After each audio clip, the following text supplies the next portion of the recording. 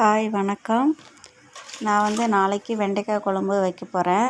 நான் காலையில் வெண்டைக்காய் குழம்பு வைக்கிறேன் அப்படின்னா நான் முதல் நாள் நைட்டே நல்லா க்ளீன் பண்ணி வச்சுருவேன். அப்போ தான் நமக்கு காலையில் கட் பண்ணுற போது நமக்கு அந்த வழுவழுப்பு தன்மை இருக்காது.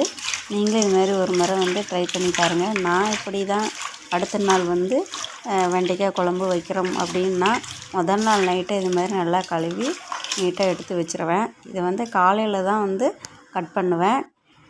இப்போது பாருங்கள் எவ்வளோ நல்லா அழுக்காக இருக்குதுன்னு பாருங்கள் தெரியும். இதுமாரி வெண்டைக்காய் கழுவிட்டு சமைக்க ரொம்ப இதாக தான் இருக்கும். பாருங்கள் தண்ணியில் எவ்வளோ அழுக்காக இருக்குதுன்னு பாருங்கள். எவ்வளோ அழுக்காக இருக்குது பாருங்கள். வெண்டைக்காய் பாருங்கள் எவ்வளோ சுத்தமாகிடுச்சு. நீங்களும் இதுமாரி ஒரு முறை ட்ரை பண்ணி பாருங்கள். உங்களுக்கு அடுத்த நாள் கழுவும்போது ஈஸியாக இருக்குங்க.